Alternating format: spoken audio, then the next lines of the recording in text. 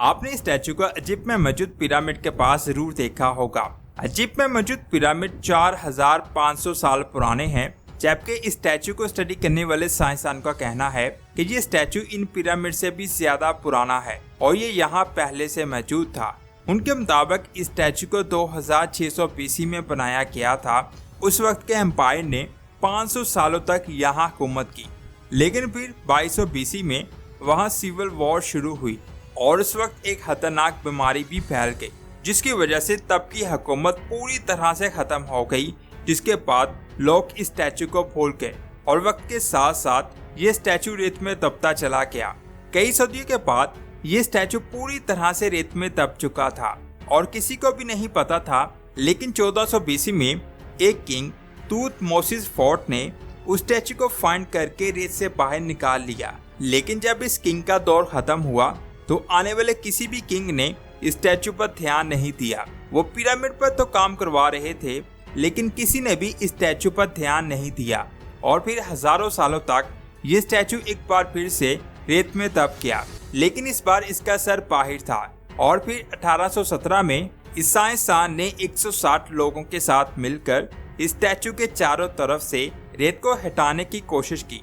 लेकिन उस वक्त उनके पास टेक्नोलॉजी इतनी अच्छी नहीं थी, जिसकी वजह से वो जितनी देर में रेत को हटा रहे थे उतनी देर में रेत ज्यादा तेजी के साथ खुदाई किए गए घड़ों में गिर रही थी, जिसकी वजह से उस वक्त स्टैचू को रेत से बाहर नहीं निकाला जा सका।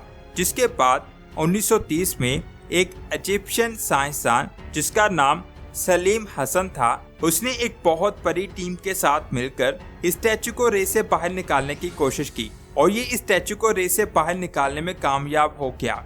और पहली बार लोग इस स्ट्रक्चर को पूरा देख रहे थे और अभी इसके राजों के बारे में किसी को कुछ नहीं पता था। इसके बारे में जानने के लिए हम थोड़ा पीछे चलते हैं। 1863 में एक आदमी को इस स्ट्रक्चर के पास एक रॉक मिली थी, जिस पर 2500 BC में इजिप्ट के किंग काफरे की पेंटिंग बनी हुई थी। साथ ही साथ इस फाइंडिंग्स में कई पिलर्स भी दिखाई दिए, जिनकी तादाद 24 थी, जिनके पास रूम जैसे दिखाई देने वाले छोटे छोटे स्ट्रक्चर भी बने थे। इसके अलावा इस स्टैचू के गिर्द ईंटों से बनी हुई एक दीवार भी मिली, जो हजारों सालों से रेत के नीचे दबी हुई थी।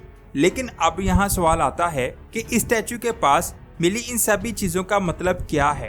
फिर 1960 में हार्बर्ट नामी साइंसदान ने इस पर रिसर्च की, जिसको पता चला कि इस स्टैचू के करीब मिलने वाले स्ट्रक्चर्स एक टेम्पल के हैं। इसकी मजीद डिस्कवरीज कुछ सालों के बाद सामने आई। 1970 में अमेरिकन टूरिस्ट इस स्टैचू के पास से गुजर रहे थे, तब इस स्टैचू से 1 किलोमीटर की दूरी पर एक अमेरिकन लेडी का घोड़ा किसी ठोस चीज से टकराया, जिसकी वजह से वो लेडी नीचे गिर गई। और जब लोगों ने उस जगह को ध्यान से देखा तो वहाँ छोटी छोटी ईंट की दीवारें रेत में दबी हुई दिखाई दी। और जब साइंसदानों की एक बहुत बड़ी टीम ने इस जगह को स्टडी किया तो उनको पता चला कि ये ओल्ड किंगडम एम्पायर के दौर का एक बहुत बड़ा कब्रिस्तान था, जिसमें करीब 600 लोगों को दफन किया गया था, जिनकी कब्रों के पास उनके नाम भी लिखे हुए थे। और इस डिस्कवरी के 9 सालों बाद लेनन नामी एक आदमी ने इस जगह के आसपास खुदाई की और यहाँ कई घरों जैसे स्ट्रक्चर्स को भी फाइंड किया। और जब इस पूरे एरिया की मैपिंग की गई तो उनको पता चला कि यहाँ सिर्फ एक कब्रिस्तान ही नहीं बल्कि एक एंशिएंट सिटी भी मौजूद है, जिसका साइज 10 फुटबॉल ग्राउंड के बराबर था। यहाँ कई छोटे घर और सड़कें मौजूद थी।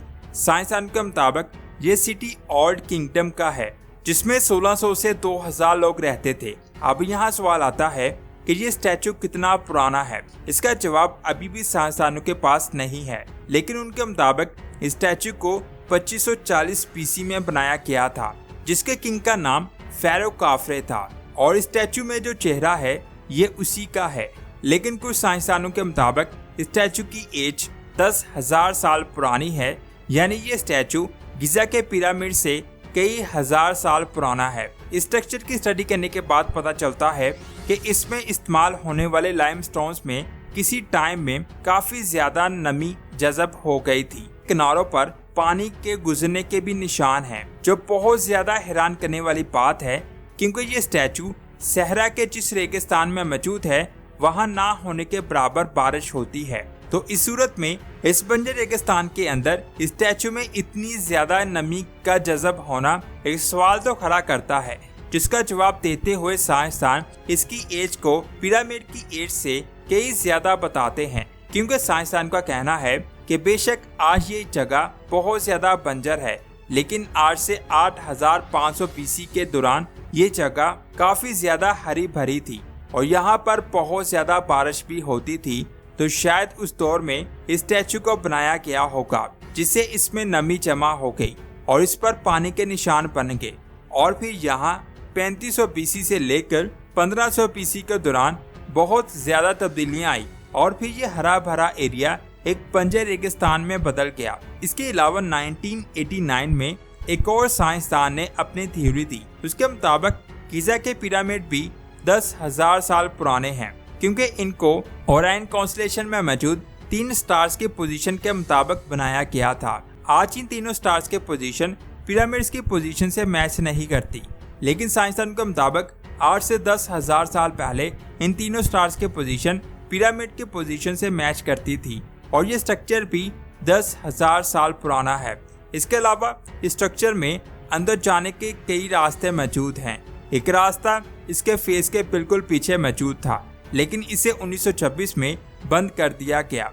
लेकिन यहाँ 1926 में ही काम करते हुए एक आदमी को इसके अंदर जाने का एक और रास्ता मिल गया, लेकिन उसने किसी को नहीं बताया और इस रास्ते को दोबारा से बंद कर दिया गया। लेकिन 1980 में इस रास्ते को दोबारा से डिस्कवर किया गया, जिसे रैंप पैसेज का नाम दिया गया और इस पर साइंसदानों ने इसे अच्छे से मैप किया और वो हैरान रह गए। असल में ये रास्ता अपर और लोअर 2 एरिया में डिवाइडेड था।